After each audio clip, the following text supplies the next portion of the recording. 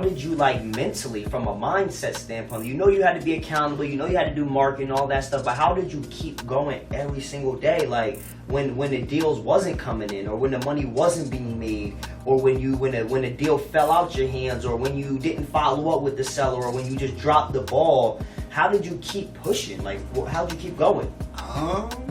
Honestly, I wanted it bad. I wanted it better than anybody else. It's as simple as that. Like, I was just that determined. Like, I guess at a point you kind of almost become addicted to.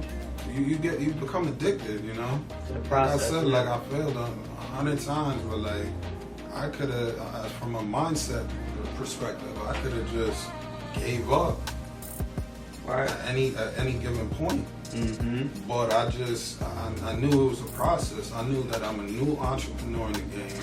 Beautiful. I know that I'm gonna and it's not gonna be, you know, sunshines and flowers and, you know, all that.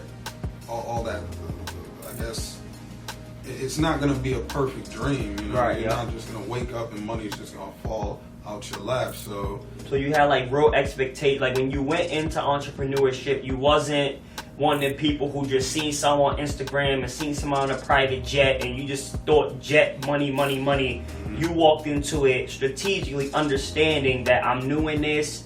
You know, I got some qualities I need to work on. I understand it's going to be a process. I'm preparing myself for the failure. So you almost knew what to expect before you ever got there. So when you did get there, it was obviously, it might have been tough to endure it at that moment, but you already had manifested, so you was able to embrace it and take it on with your head held high to keep pushing through it. Yep. Perfect. I don't think I could have said it any better than that. But yeah, I quit my full-time job to become an entrepreneur. So, you know, before I did that, I had, you know, I would say maybe not even 6. I got like 3-4 months to just like prepare myself to make this big transition in my life. I think we had not to cut you, I think we had to talk about that job, or you were telling me, and it might have been you were like, yo, I'm thinking about going back and getting a job or something like that. We had to talk about that early on too. Yeah. And do you remember that conversation?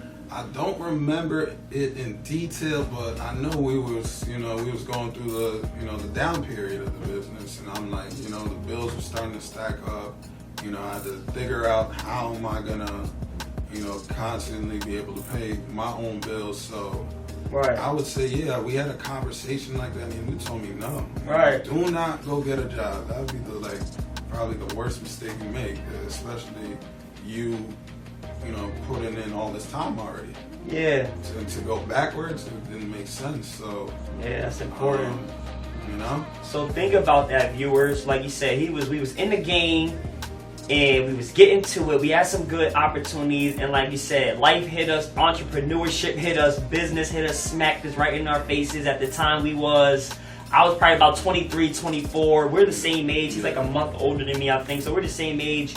And we were young and we got hit straight in our faces with entrepreneurship. And like you said, he came to me and was like, yo, I'm thinking about getting a job. And as his partner and as, you know, his accountability partner, as my business partner, I already knew that was the worst decision that he can possibly make. But at the same time, for me to tell him that, you know, don't go get a job as a grown man who got bills and they got to take care of stuff, you know, that's a lot for me to say that when I can't really guarantee him that we're going to continue to make money. So with that being said, I told him, like, yo, that'd be the biggest mistake you'll make if you go get a job. You know, you're hustling backwards. You know, this is the time where, you know, the universe is testing you.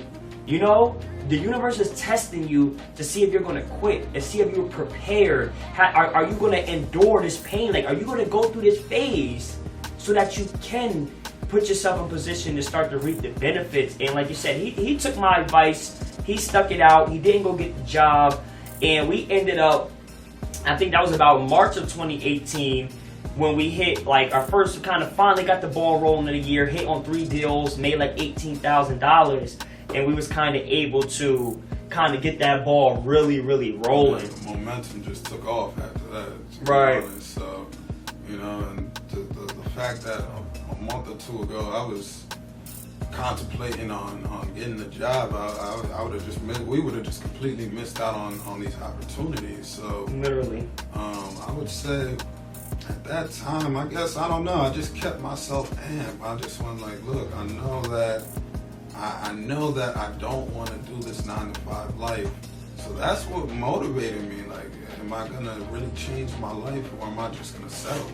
So you had the fear of going back to the 9-to-5. That's what kept you going. Yeah, that's what kept me that's, going. That's like, real. And I kind of treated it like it's being competitive. All right, like let's see if he's gonna bring in a couple of deals this week. All right, I gotta get more deals in there. More like, kind of gotta treat it as like a game. Like, yeah. Who can outdo each other? But we're on the same team at the end of the day. Exactly.